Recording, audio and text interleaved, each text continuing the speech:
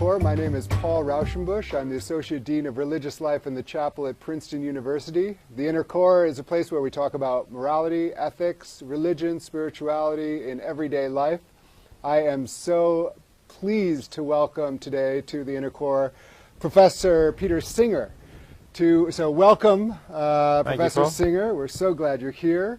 Professor Singer is the Ira W. DeCamp Professor of Bioethics here at Princeton University, and he's also the Laureate Professor at the Center for Applied Philosophy at the University of Melbourne. He splits his time between these two great institutions. Peter Singer was named one of Time magazine's 100 most influential people in the world. He was also named one of Australia's top 10 public intellectuals. He is the author and editor of over 30 books, including one seminal book, well, many seminal books, but one in particular that I'll mention, Animal Liberation. So welcome, Peter, to this program. Thank you, program. Paul. It's good to be with you. So glad that you're here. So philosophy. Yes. Philosophy today, it has a kind of a musty, archaic feel to it. He's a philosopher. Now, is this something you always grew up saying, I want to be a philosopher when I grow up? No, definitely not. No, I got into philosophy more or less by accident, only when I was already at university, and it was something different and interesting. And I had never really thought of doing it as a career, but I enjoyed it. When I finished it, I was offered a scholarship to do some graduate work because I'd done well at it, and it just all went on from there. But there's one thing to think, you kind of think of the philosophers walking, I don't know if you've seen the Monty Python skit. Oh, yes, I'm a great Monty Python fan. Going, that's one of my favorite skits. It's one thing to be thinking and for a living. It's another one to get into applied philosophy. How did that change happen, or was that always there? Were you always looking at, well, how does this thought affect the way we actually live our lives? Well, I would certainly never have made a career out of philosophy if I had focused on issues that didn't have any impact on our lives. So, I mean, philosophers can talk about how do we know that we've got a table here between us, right? Maybe it's an illusion of some sort. Maybe we're being deceived by an artful demon.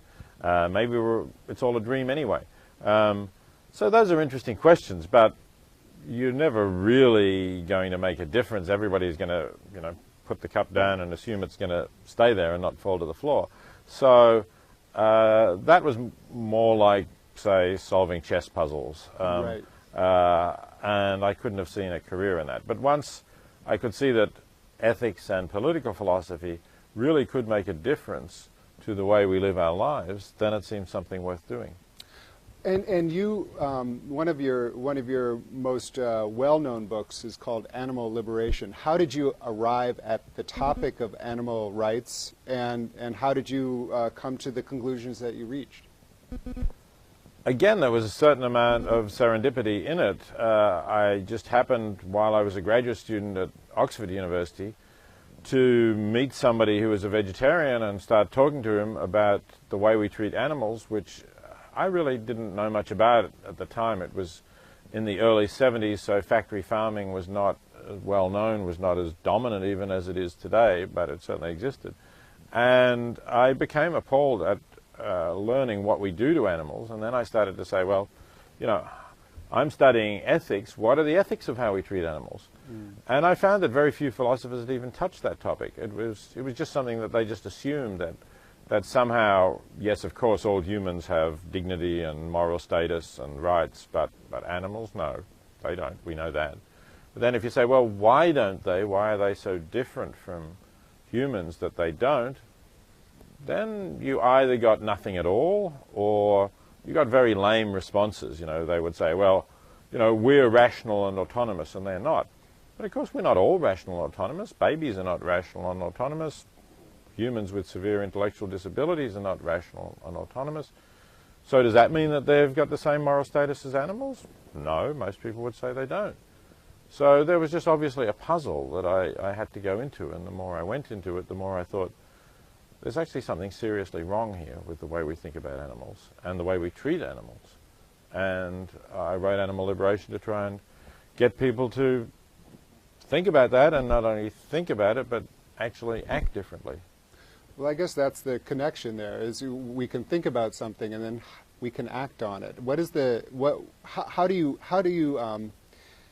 influence the way people connect the way they think about something and the way they act about something?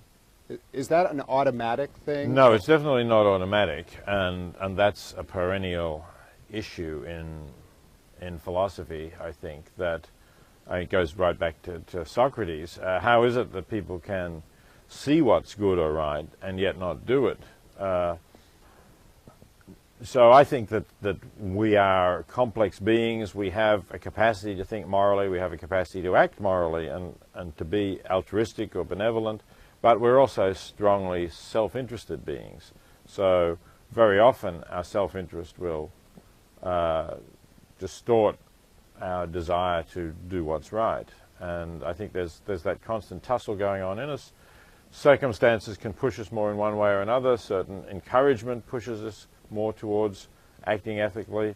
So there are a lot of psychological factors that philosophers maybe have neglected, but I try to talk about a little bit more in some of my recent work. Mm-hmm.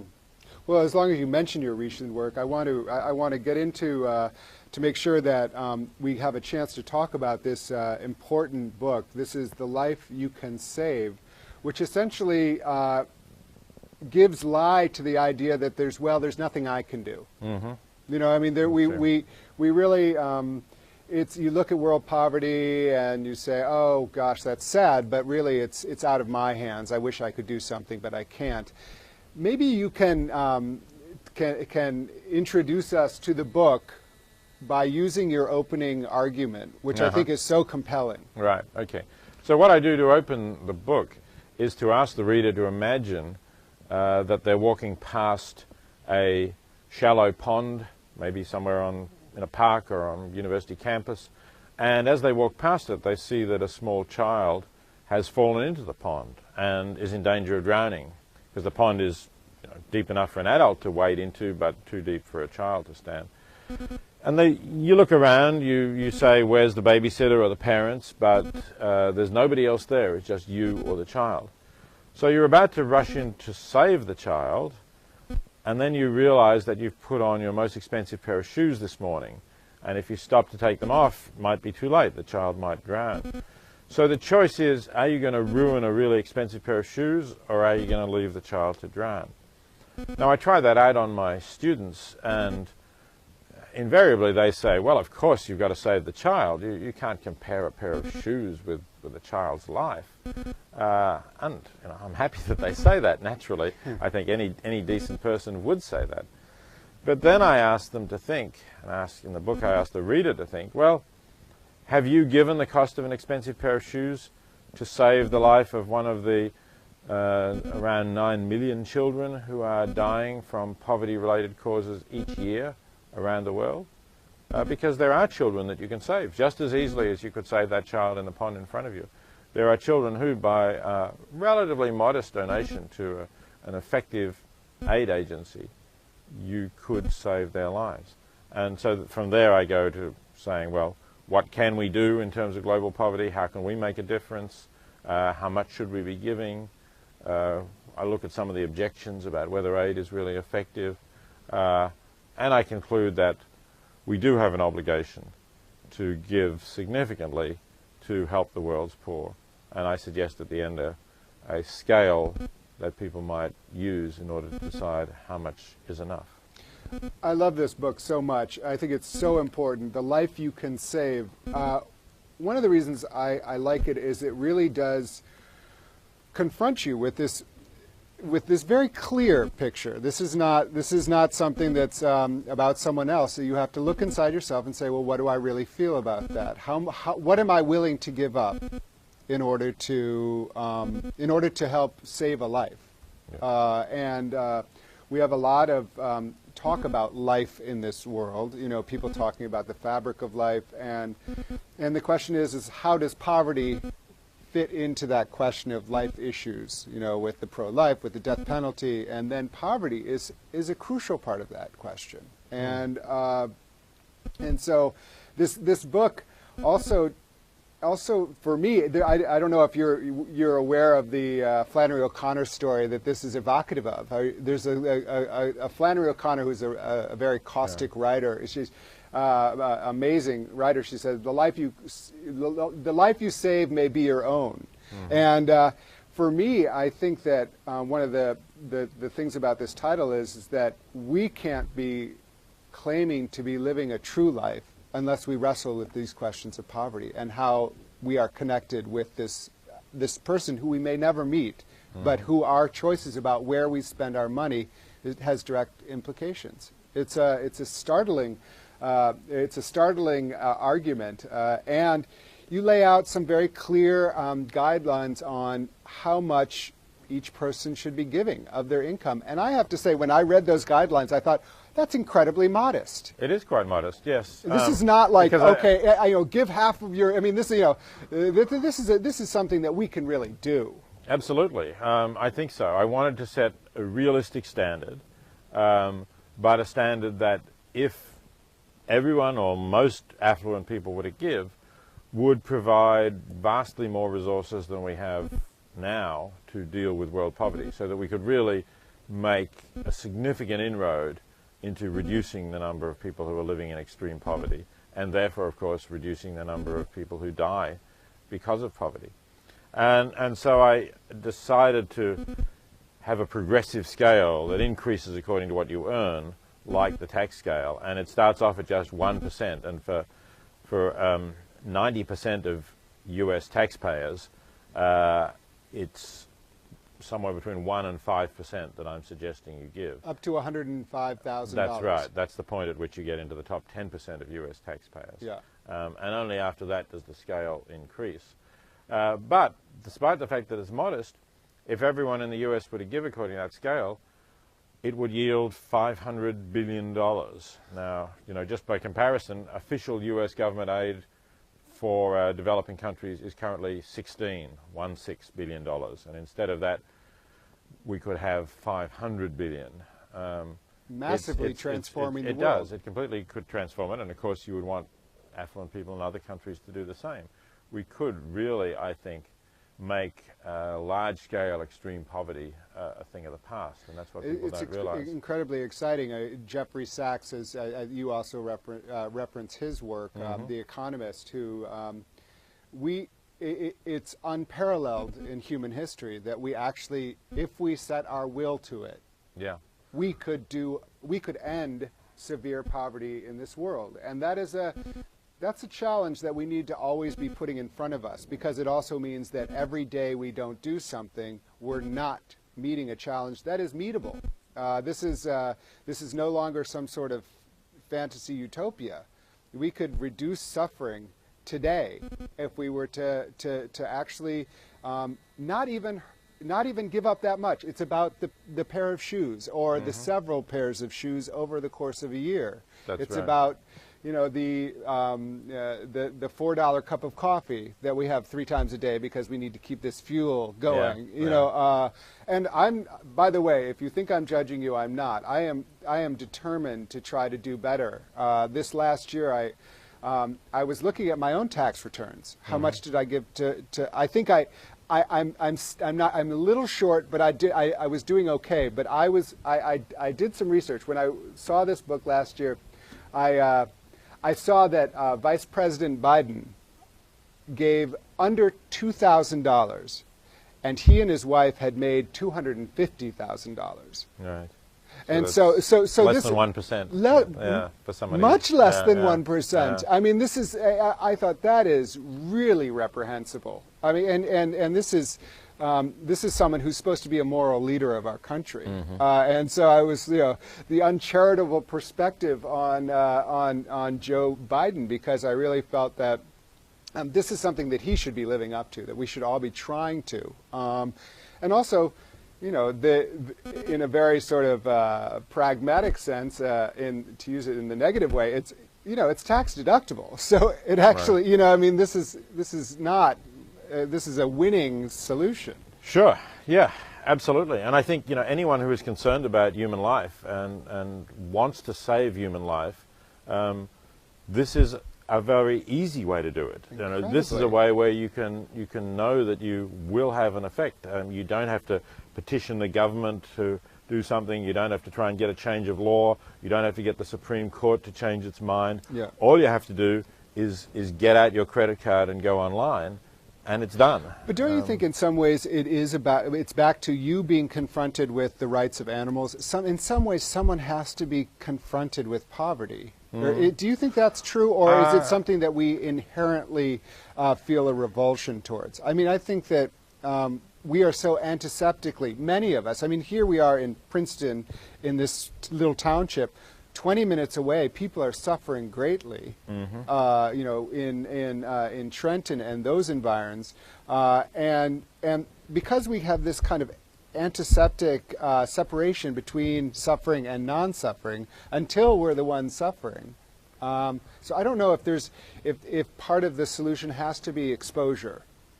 Yeah, I'm not sure that it has to be direct exposure. I suppose, I mean, my exposure was really through the media originally. Of course, now I have visited projects where aid groups are helping the poor and seen what they're doing.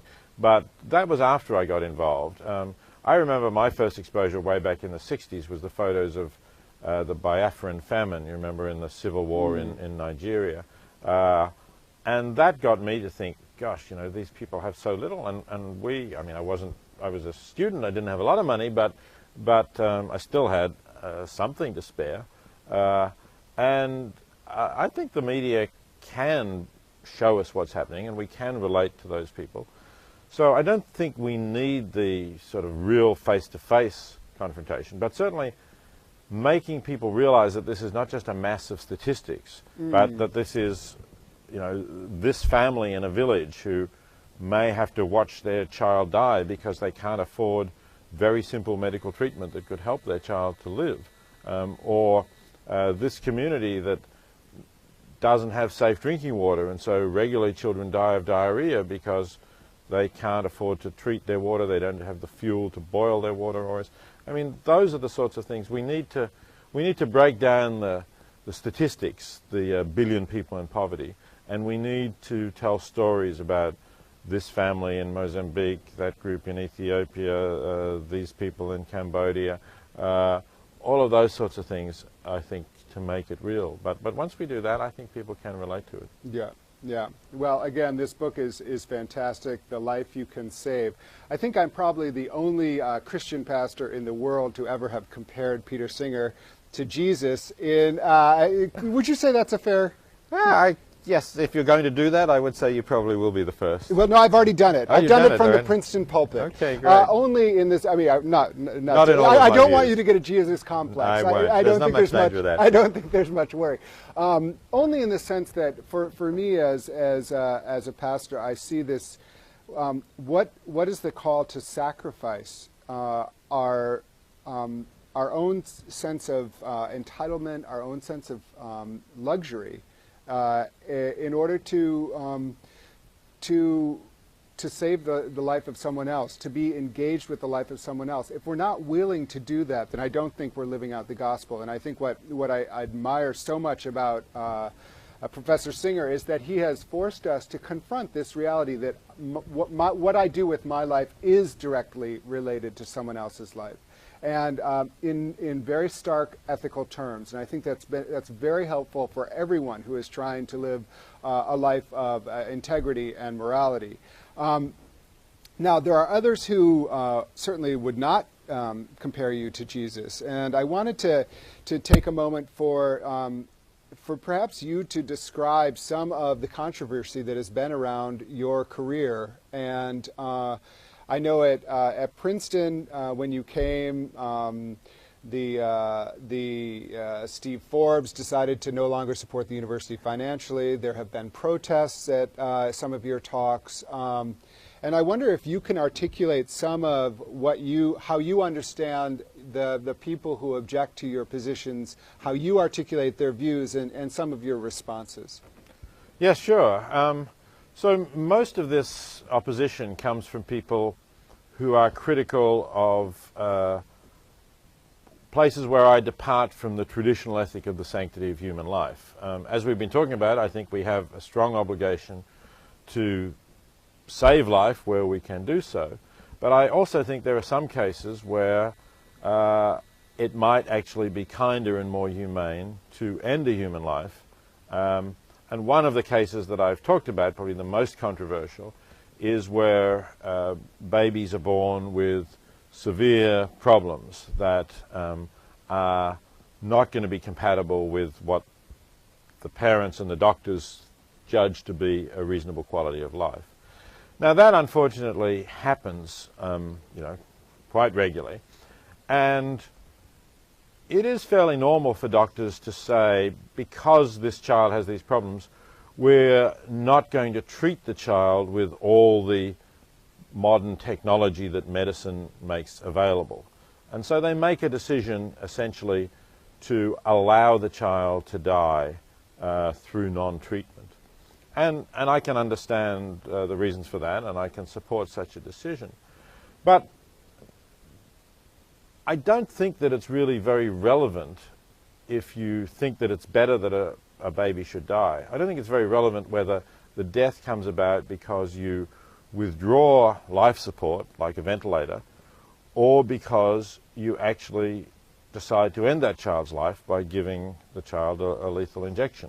In both cases, the intention is to end life. In both cases, the outcome is that the child dies. And I don't see a lot of ethical significance. In fact, sometimes I think that insofar as there is an ethical difference, it favors the lethal injection, because the child who is dying because you're not treating the child might die slowly over days or weeks, depending on the child's condition, obviously. And that can be an ordeal for the child, and of course for the parents or the nurses who are looking after it. So in those circumstances, I'm an advocate of active euthanasia. I think it's kinder, just as if you had a dog who was dying from some disease, you wouldn't say, well, we'll just let nature take its course and watch the dog die over days or weeks. You would say, we'll take the dog to the vet and end the dog's life. And I think this is perhaps the one area in which we treat animals better than we treat humans.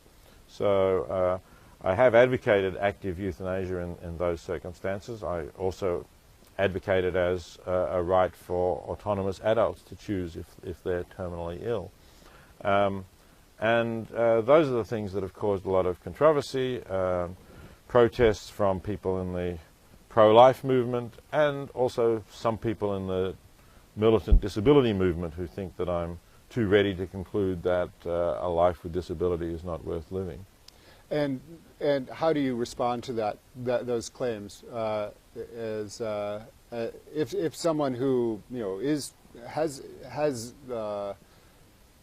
is living a life with disability, who feels that your thought would tend to lead towards decisions to end their life, then they may feel threatened. In some ways, it just occurred to me, like people, this identification of a gay gene, and if you could change the gene and make people not gay in the womb, should it be done? Mm-hmm. This idea of like how it invalidates the life that is being lived in some ways, saying it's not actually a realization of a full life. Well, I think the gay gene is maybe a different example, because you would want to ask the question, do we think that life with attraction to your own sex is any worse than life without it? And that's where that controversy is. But in the case of severe disabilities, most people are in no doubt that life is worse. I mean, you have to ask yourself, why did we ban thalidomide? You remember thalidomide is the drug which was actually really mostly a sleeping aid that when pregnant women took was shown to produce deformities. Children were born without limbs, for example. Now, we banned that drug, and I haven't heard anybody saying that that was the wrong decision, that we should allow pregnant women who want to sleep better to take a drug that will mean their children are born without limbs. So that means that we assume that it's better to have limbs and functioning limbs than not to have them. I don't think that's a controversial judgment. It doesn't mean, though, that if somebody whose mother did take thalidomide is now alive and is obviously doesn't affect their intelligence, is capable of assessing their life and saying, I want to go on living, I think my life is worthwhile, yes, I have some disabilities, but I can surmount them this way and that. Of course that person has as much of a right to life as you or I do. We want to respect that person's wish to go on living. We want to make life easier for them if we can with some kinds of assistance. So I don't think that anyone who is capable of understanding my views and therefore obviously competent to decide for themselves whether they want to go on living should feel threatened by what I'm saying, any more than they would feel threatened by the fact that as a society we decided to ban that drug because of the deformities it was causing. You were accused of being similar to Nazism and this kind of thing, and that was obviously a very painful association for you. Yes, it was, because I'm of Jewish background, and 3 of my 4 grandparents were murdered by the Nazis. So I think I know what the Nazis were about. I've studied their views, and I think what I'm talking about is really completely different. I have no sympathy for ideas that say we want to get rid of people because their racial background or because in some way they're a blot on the Aryan folk. I'm talking about trying to prevent suffering and for people who don't want to go on living themselves, or in the case of babies, allowing parents to make that judgment for themselves and their family. So in closing, I know a lot of students who are philosophy majors here at Princeton, and I think it's wonderful. They are incredibly bright and smart and engaged. What advice do you have for a young philosopher?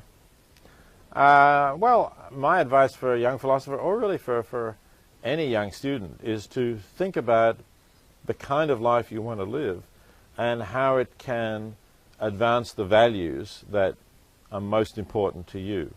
And I hope that those values will be ones that include trying to make your life into something that improves the world for others as well. Because I think that's actually the most satisfying life for us to lead personally, to feel that we are really making a difference somehow, that we're not just living for ourselves.